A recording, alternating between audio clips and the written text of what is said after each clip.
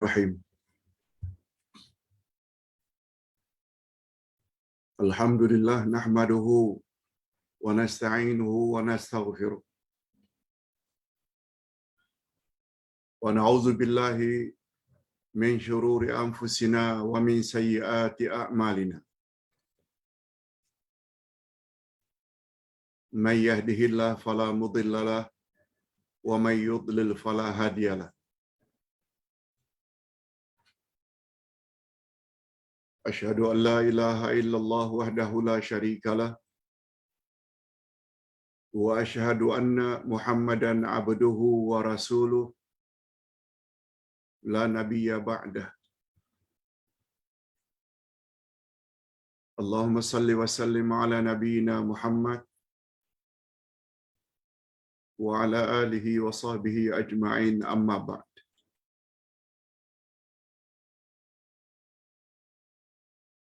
Hadirin dan hadirat serta para pemirsa yang saya hormati, Assalamualaikum warahmatullahi wabarakatuh. Alhamdulillah, kita bersyukur kehadirat Allah Azza wa Jalla. Selain bulan Ramadan yang kita nanti-nantikan sudah sangat hampir, kurang dari 2 minggu, kita pula berpeluang untuk menambah ilmu demi kesempurnaan ibadat puasa dalam bulan Ramadan.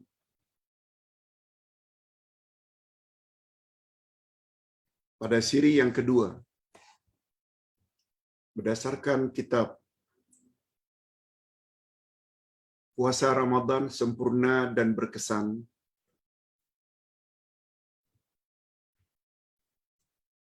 bermula muka surat 21 hingga 35,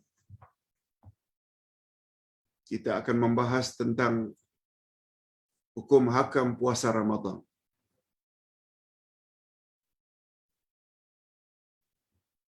Karena pelajaran kita pada pagi ini hanya bersifat pengulangan,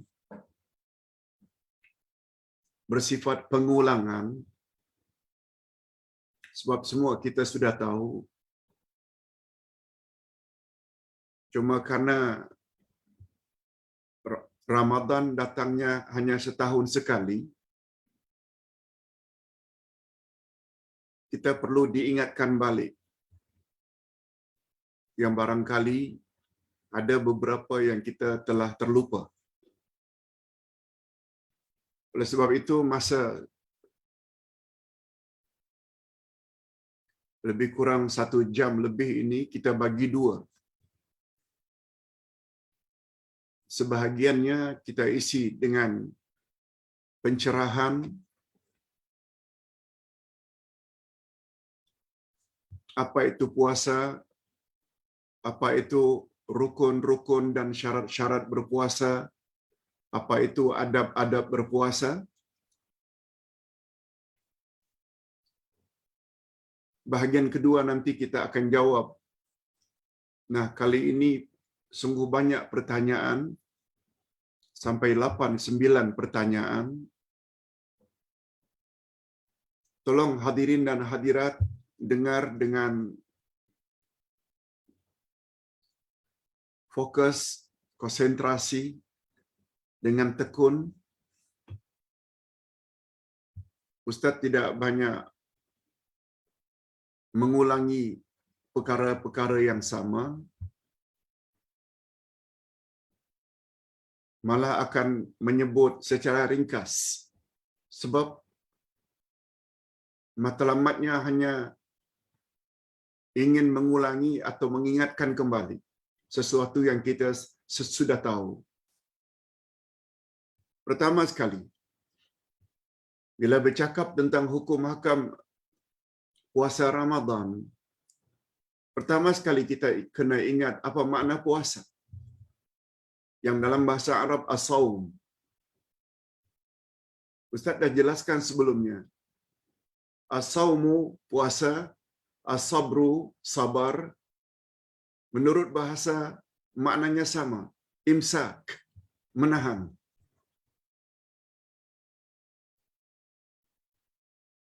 Tapi kita kena ingat, definisi puasa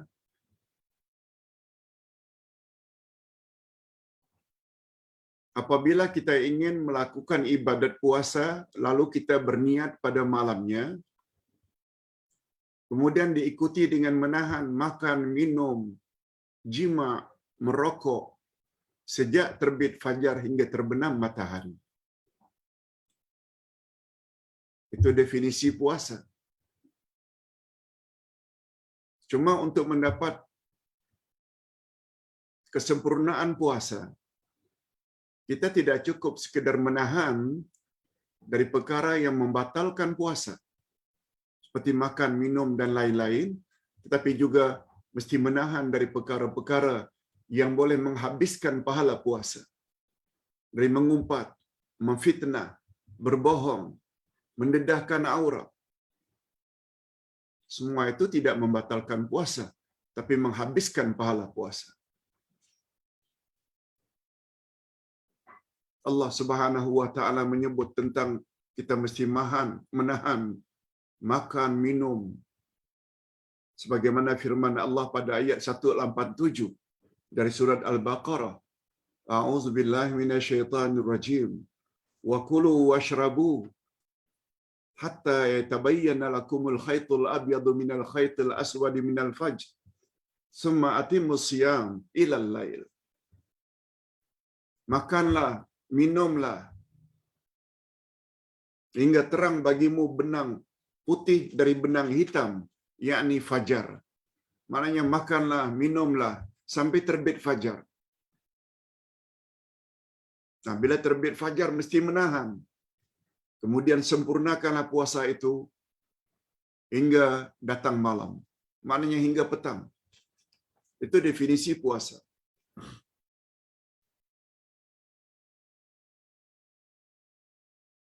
Nah, apa dia dalil kewajiban berpuasa? Lihat ayat 183 Al-Baqarah. Ya ayyuhalladzina amanu kutiba alaikumus siyam kama kutiba alal ladzina min qablikum la'allakum tattaqun. Hai orang-orang beriman, diwajibkan ke atas kamu berpuasa sebagaimana telah diwajibkan ke atas orang-orang sebelum kamu supaya kamu bertakwa. Itu ayat Quran. Hadis Nabi pula. Bunyal Islamu ala khams. Islam itu dibina di atas 5 asas. Mengucap 2 kalimat syahadat, salat, puasa, zakat, haji. Muttafaqun alaih. Disepakati oleh Bukhari dan Muslim. Jadi dengan adanya satu dalil dari Quran, satu dalil dari hadis Nabi yang sahih, membuat kita tidak ragu lagi bahwa puasa Ramadan hukumnya wajib. Ditambah pula dengan pidato singkat Nabi. Qad ja'akum syahrun mubarak, iftaradallahu alaikum siyam. Kamu saat ini sedang berada di ambang pintu bulan yang penuh berkat. Allah telah fardukan ke atas kamu berpuasa pada bulan Ramadan. Okey. Bilakah puasa Ramadan itu diwajibkan? Bilakah? Jawabnya, bila nampak hilal bulan sabit bulan Ramadan. Anak bulan Ramadan bila nampak wajib. Atau dengan kata lain, bila sudah genap 30 hari Sya'ban, keesokan harinya wajib berpuasa. Sama ada nampak bulan ke tak nampak bulan, bila berakhir saja Sya'ban, wajib berpuasa. Nah, sekarang kita masuk ke bahagian yang sangat penting, rukun puasa.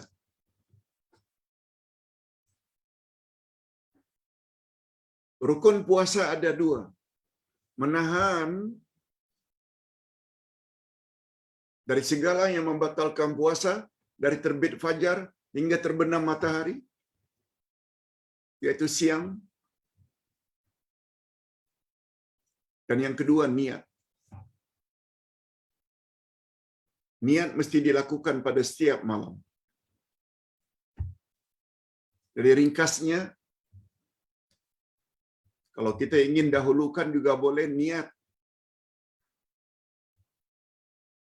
Tapi ingat ya,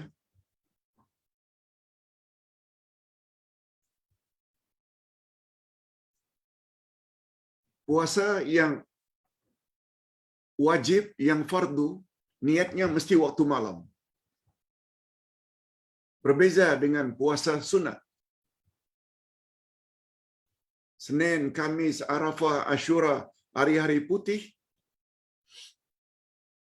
Andai kata kita lupa niat malamnya, kita boleh berniat pada paginya. Asalkan ketika itu belum sarapan. Itu untuk puasa sunat.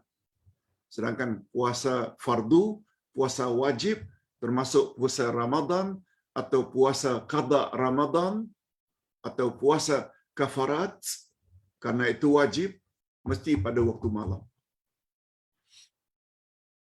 Dan rukun kedua, menahan dari segala yang membatalkan puasa sejak terbit fajar hingga terbenam matahari. Okey.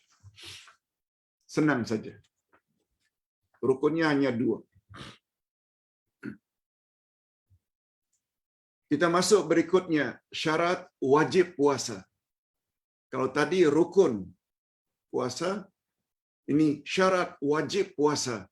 Ke atas siapa seseorang itu wajib berpuasa? Pertama sekali, ke atas Muslim. Orang itu mesti beragama Islam. Orang kafir tidak dapat pahala. Apa sebab? Disyaratkan Islam. Karena salah satu rukun puasa adalah niat. Niat mestilah lillahi ta'ala. Mesti Muslim. Yang kedua, baligh, maknanya anak-anak tidak wajib. Kalau puasa pun, hukumnya hanya sunat. Yang ketiga, aqil, berakal, maknanya orang gila, walaupun umurnya sudah 20, 30, 50 tahun, kalau gila, tidak wajib puasa. Islam sampai umur berakal waras. Dan yang keempat, mampu berpuasa. Umurnya dah 79 tahun, 80 tahun, Muslim. Tentu lebih dari baligh. Waras pemikirannya.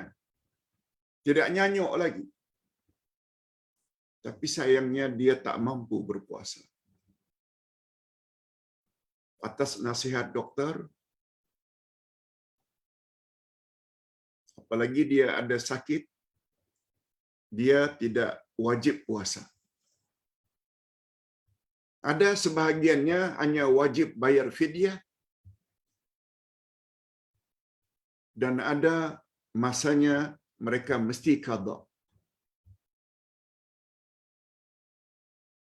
Seperti orang yang sakit biasa, bukan karena ketuaan, atau karena musafir, dia dibolehkan untuk tidak berpuasa,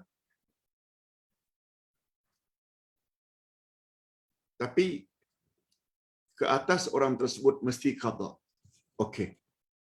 Ada 4 syarat sah puasa. Bilakah anak wajib berpuasa?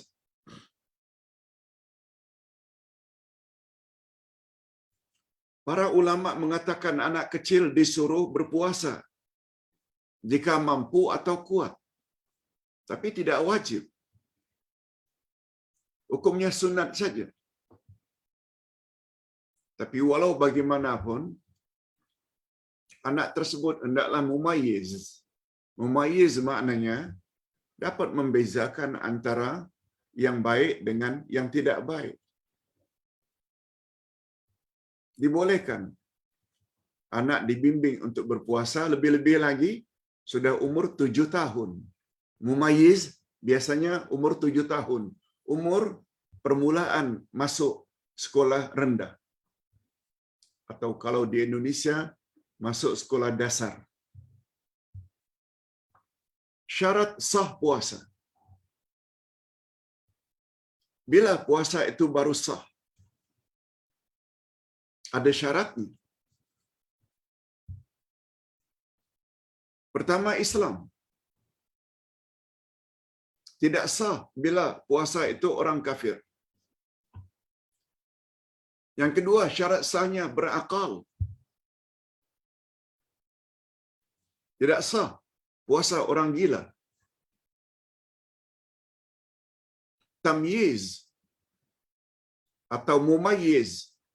Tidak sah puasa anak kecil yang belum dapat membezakan antara yang baik dengan yang buruk. Yang keempat, baru sah puasa bila tidak period, tidak datang haid. Orang haid, jika ingin puasa juga takkan sah puasanya. Dan dia wajib qada. Yang kelima, tidak nifas. Darah keluar setelah melahirkan anak. Orang nifas, darah masih lagi keluar. Tidak sah puasanya. Nah, yang terakhir, yang keenam, niat. Maksudnya, puasa boleh menjadi tidak sah walaupun sudah niat malamnya. Walaupun tidak breakfast. Tapi jam 10 umpamanya berniat untuk berbuka habis zuhur, otomatik puasanya tidak sah. Sebab niat puasa hendaklah berkesinambungan dan berterus-terusan sampai terbenam matahari. Niat tidak sah. Tidak sah puasa Ramadan orang yang tidak berniat pada malamnya. Tak berniat malamnya. Sebab itu rukun. Begitu juga apabila sudah berniat menahan dari segala yang membatalkan puasa, tiba-tiba ada niat pula, dibatalkannya niat karena dia akan berbuka.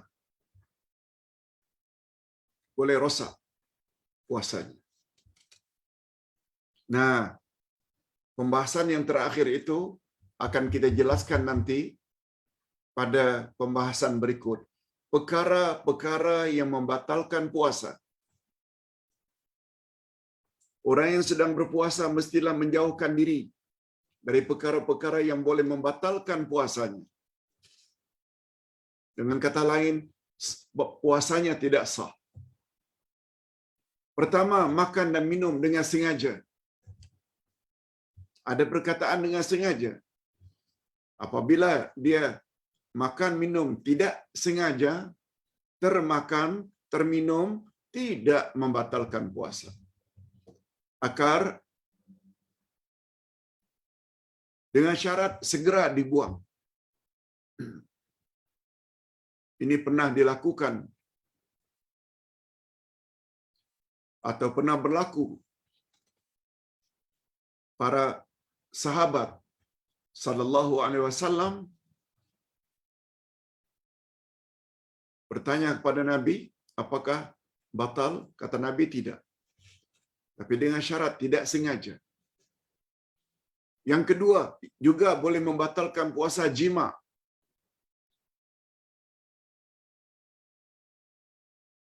Nabila jima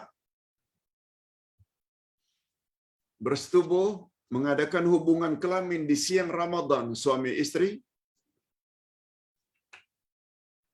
bukan saja puasanya batal, dikenakan ke atas mereka kafarat dengan memerdekakan hamba sahaya seorang. Kalau tak mampu, hendaklah berpuasa 2 bulan berturut-turut.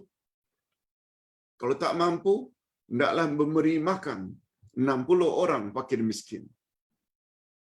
Ini kafarat ini dipanggil dengan kafarat kubra, kafarat besar. Dinamakan juga dengan kafarat mughallazah, kafarat yang berat.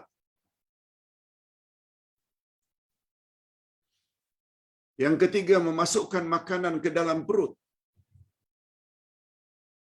termasuk suntikan, yang tujuan suntikan itu untuk mengenyangkan. Jika ada jenis suntikan seperti itu, batal. Begitu juga transfusi darah. Transfusi darah, derma darah dari seseorang kepada orang lain, kata para ulama, boleh membatalkan puasa. Yang keempat, mengeluarkan mani dalam keadaan jaga. Berbeza apabila mimpi dalam tidur terkeluar mani, itu tidak membatalkan puasa. Tetapi dengan cara onani,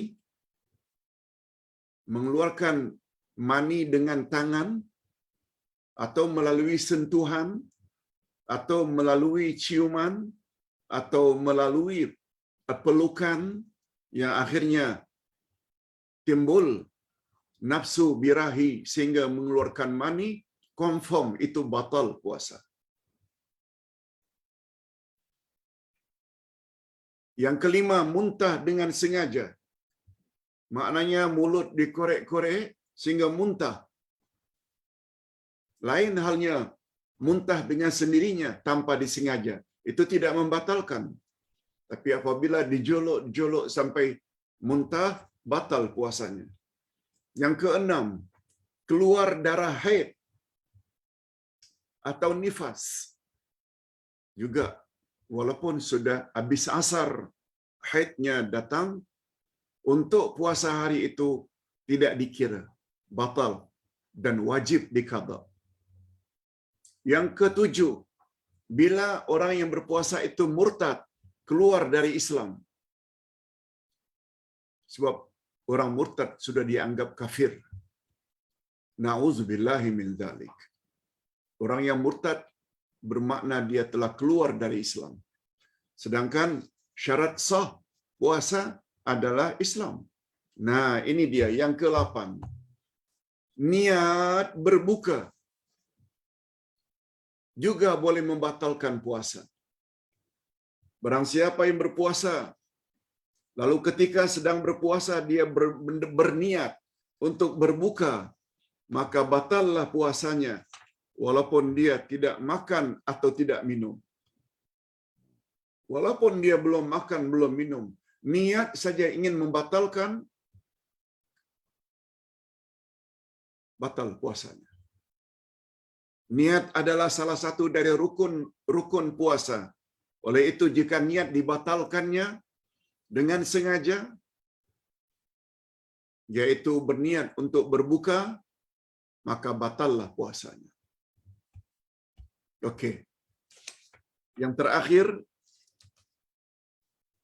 kita akan membahas sedikit tentang adab puasa. Ini mungkin makan masa lebih lama sedikit. Demi kesempurnaan puasa Ramadan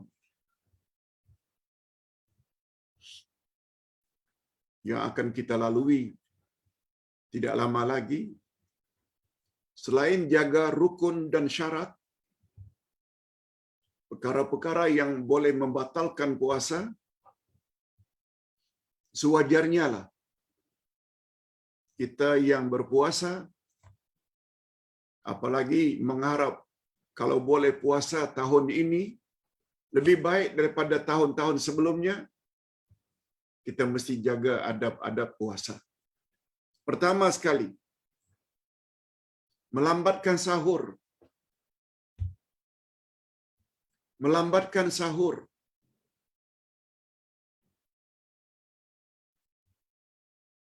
Seorang sahabat yang bernama Muaz, yang bernama Zaid bin Thabit. Zaid bin Thabit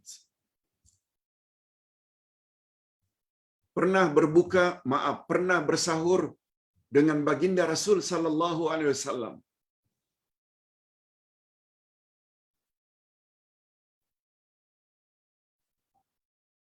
Ketika beliau ditanya, "Wahai Zaid bin Thabit, kau pernah bersahur dengan Rasulullah. Sekira-kira berapa lama setelah sahur itu azan subuh atau masuk waktu subuh?" Beliau tidak sebut berapa minit, sebab barangkali zaman itu tidak ada jam. Beliau hanya sebut sekira-kira membaca Al-Quran 50 ayat. 50 ayat. 50 ayat biasanya dapat dibaca lebih kurang 20 minit atau setengah jam. Kalau hari ini subuh 6:17 minit. Maknanya jam 6 itu sudah jangan lagi makan hendaknya. Kalau boleh. Walaupun setelah jam 6, asalkan sebelum azan, semuanya boleh. Cuma untuk pengetahuan para jemaah sekalian, yang namanya imsak, istilah kita di Asia Tenggara, yang namanya imsak itu malah tertera di dalam kalender takwim, yaitu 10 minit sebelum azan subuh. Itu tidak pernah datang dari Nabi sallallahu alaihi wasallam.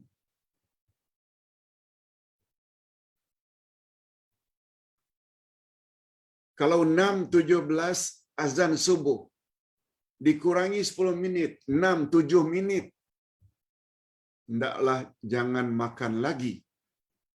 Larangan 10 minit menjelang azan itu tidak datang dari Nabi. Kalau ada pun itu kata para ulama sekedar ihtiyati. Ihtiyati maknanya masa itu tuh masa kewaspadaan. Kalau ingin gosok gigi, kalau ingin apa sajalah yang melibatkan dengan mulut, boleh dilakukan. Hatta makan minum pun boleh. Apalagi terbangunnya 5 minit sebelum azan subuh. Apakah masa itu kita tak boleh makan? No. Boleh. Sebab ayat mengatakan makanlah, minumlah sehingga terbit fajar. Azan subuh itu bila terbit fajar, maknanya belum azan subuh, fajar belum terbit. Bukan hanya makan minum, hubungan kelamin pun boleh berlaku pada masa-masa tersebut. Asal jangan ia dilakukan setelah terbit fajar. Itu saja. Nanti Nabi akan jelaskan.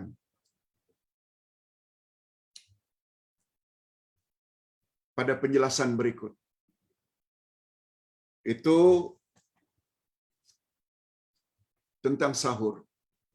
Lambatkan sahur. Dan usahakan sahur jangan tinggal. Walaupun hukumnya sunat, sebab Nabi bersabda, "Faslu ma baina siyamina wa siyami ahlil kitab, aklatus sahur." Pembeza antara puasa kita dengan puasa ahli kitab, yakni Yahudi dan Nasrani, adalah makan sahur. Hadis riwayat Imam Muslim, hadis sahih. Belum lagi kita tahu tentang kelebihan sahur. Antara lain berkat, antara lain mendapat selawat daripada Allah dan para malaikat. Yang kedua, adab-adab puasa Ramadan. Segera berbuka. Maksudnya, bila masuk waktu saja, langsung berbuka. Bila masuk waktu saja, langsung berbuka. Ini diperkuatkan oleh Nabi sallallahu alaihi wasallam. La yazalun nasu bi khair ma ajlul fitr. Manusia senantiasa dalam kebaikan bila dia, selama dia menyegerakan atau mempercepatkan buka. Azan saja, hatta tukang azan, hatta Bilal, hendaklah dia ucap dulu, Allahu Akbar, Allahu Akbar. Ambil air, teguk beberapa teguk. Kemudian teruskan. Allahu Akbar, Allahu Akbar. Hatta Bilal. Tak perlu sampai habis azan baru berbuka. Tapi jangan pula setelah Allahu Akbar, Allahu Akbar, makan kurma lah, makan lambuk lah, makan inilah buah-buahan, sampai masyarakat tertunggu-tunggu. Macam mana ni tak diteruskan? Rupanya Bilalnya sibuk berbuka sendiri. Nah, kita tidak bermaksud begitu. Kita bermaksud segerakan berbuka, pastikan sudah masuk waktu. Hatta Bilal sendiri tertakluk dengan panduan Nabi ini.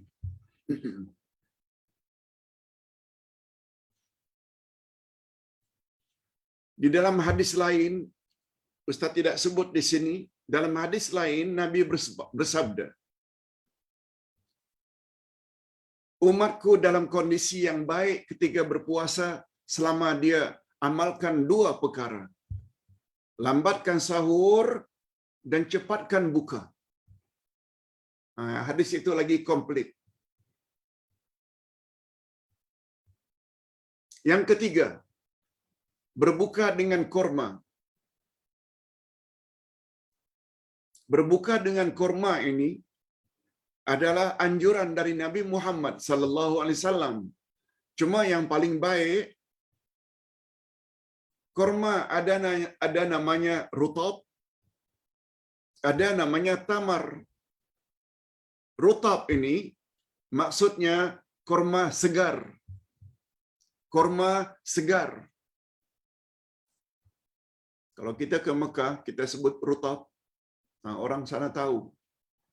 Rutab itu yang kekuning-kuningan, yang masak separuh, yang belum masak betul separuh, itu rutab. Kalau tidak ada rutab, baru tamar. Tamar ni maknanya korma kering. Ajwa ke, ini ke, itu ke, namanya macam-macam. Okey. Semuanya ada hadis Nabi sallallahu alaihi wasallam.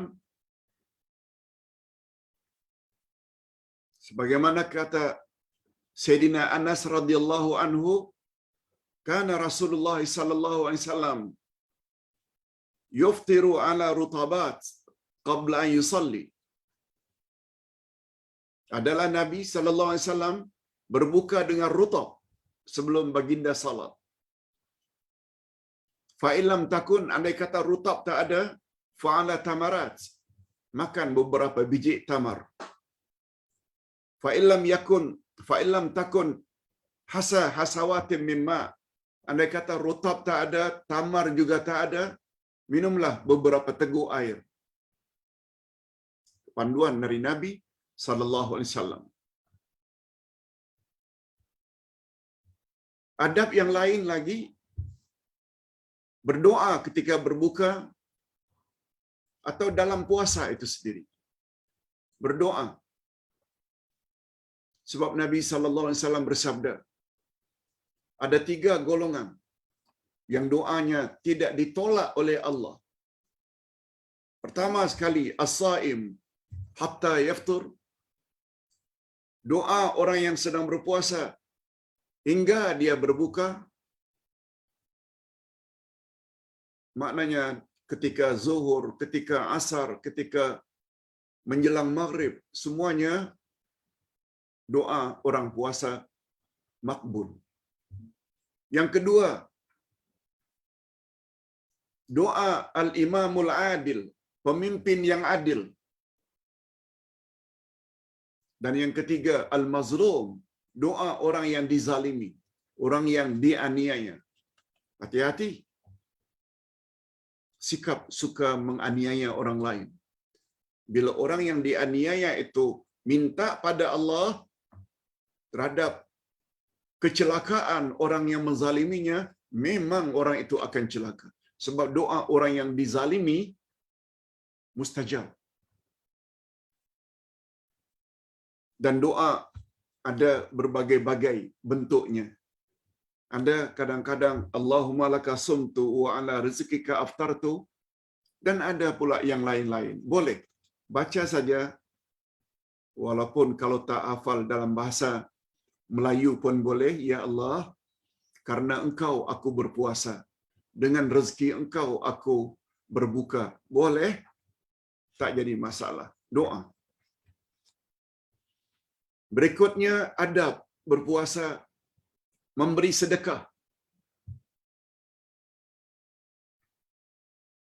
Sebagaimana kita sama-sama maklum, amalan apapun yang kita lakukan dalam bulan Ramadan